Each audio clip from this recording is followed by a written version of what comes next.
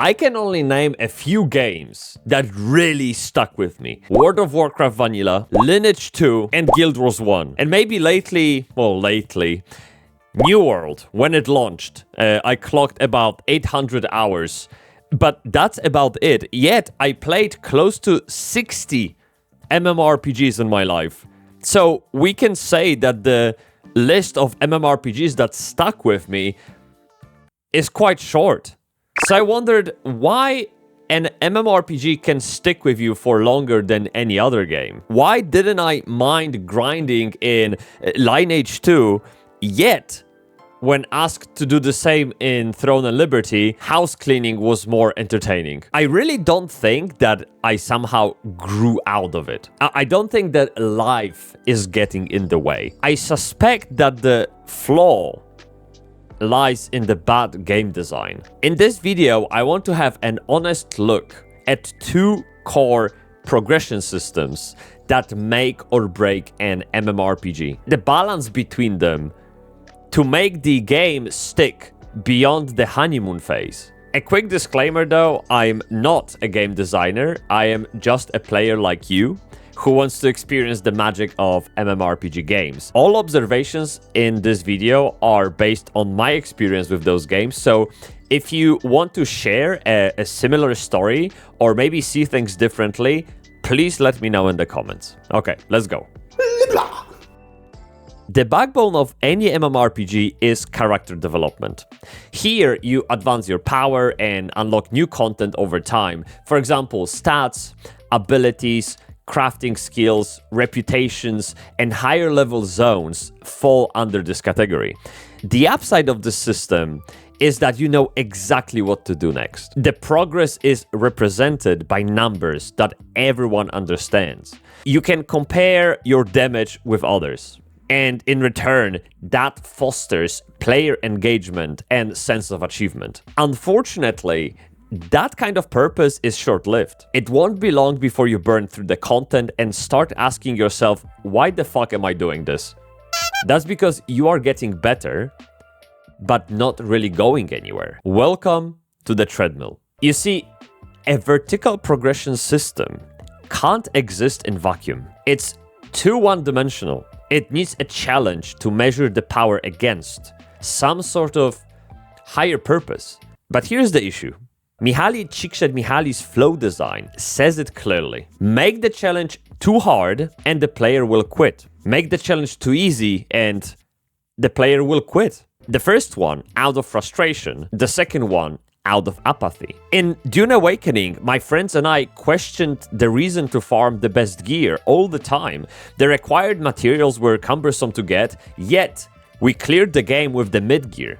So why bother? In Final Fantasy XIV, the lack of challenge in the open world led me to quitting the game before I finished the base of the game. There was literally no risk anywhere. Those experiences highlight the broader issue. The relationship between challenge, power, and reward is a dynamic and fragile cycle that makes or breaks the game. This balance is even trickier in MMORPGs, which are designed as an ongoing experience without an end. Whether a single or multiplayer game, the human brain works the same. A player wants to beat the game and feel a sense of accomplishment, but MMORPG developers want to stop them because they will have to push out new content sooner rather than later. And while new content sounds exciting, it causes another avalanche of problems that need solving.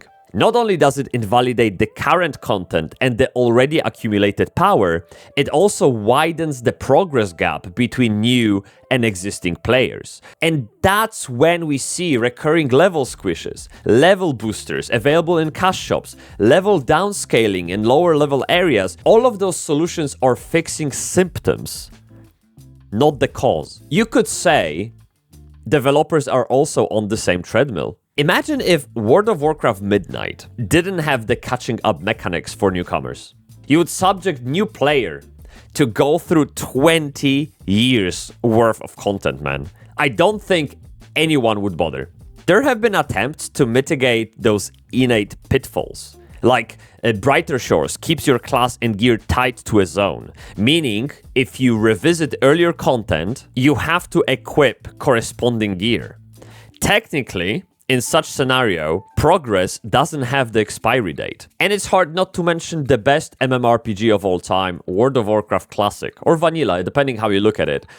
It had the best vertical progression design that I experienced. All of that to say, vertical progression systems are hard to master from the design point of view. While they provide a long-term strategic component to the game, their nature is ultimately flawed and can be disrespectful towards players who invested a lot of time in the game and those who have just joined. So we need something to counterbalance the power chase. Something to make the experience more complete and fun. And that's where the horizontal progression systems come into play. If you imagine a vertical progression system as the spine, then horizontal progression systems are the ribs, each representing an optional progression avenue. Horizontal progression skips the grind for power and focuses on cosmetics like skins, mounts, housing, and even stuff like in Final Fantasy XIV you had those music tracks.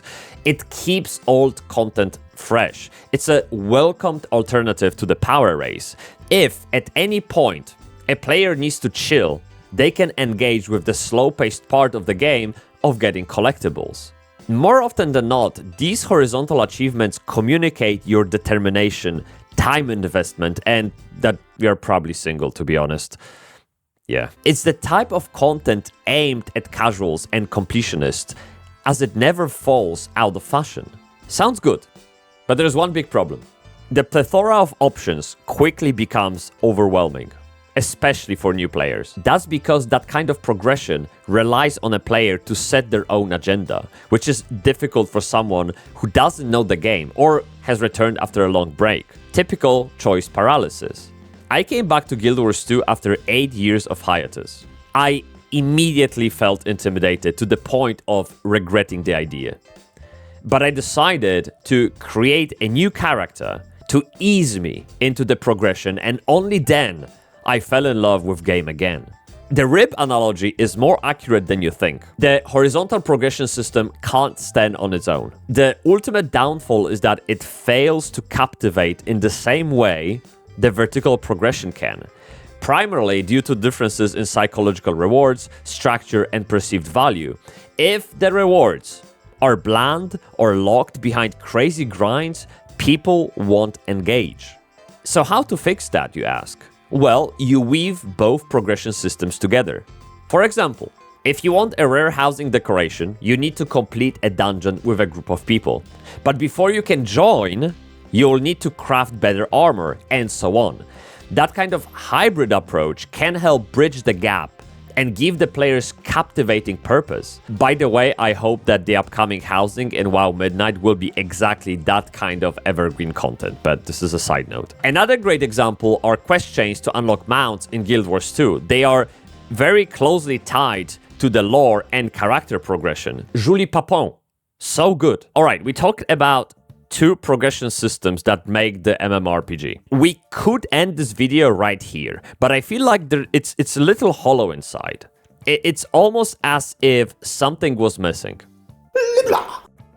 I'm talking about social experience. No matter how well designed the progression systems are, there is no complete MMORPG game without the social experience created by players. I bet we all have fond memories of playing a game, and at the foundation of those memories lies the player interaction. It transcends item power and achievements. It serves as a glue, giving every minute in the world the extra meaning. Think Hogger raids in World of Warcraft. Think 1k gold please in the global chat. Think people getting fucking married. You can't put a price on it. You can't plan for it. The emergent gameplay makes it fun. But it all doesn't matter if we don't have enough people to have fun with. And I don't mean the number of concurrent players. You can close that SteamDB page right now, okay? I'm not going into the dead game discussion here. I mean the handful of connections we make on the way. Those few individuals on our friends list, or on the guild roster. Look, strangers in the world are important too. They create a much needed stage for those micro interactions that we can cherish. I get it. After all, we want to play in a world that feels alive and leads to random encounters just like the real world. The more, the better, for sure. But with the high number of players comes a challenge. Our definition of fun changes daily, dude. We all have mood swings, content preferences, and context shifts. That means the game needs to accommodate diverse types of players and their needs.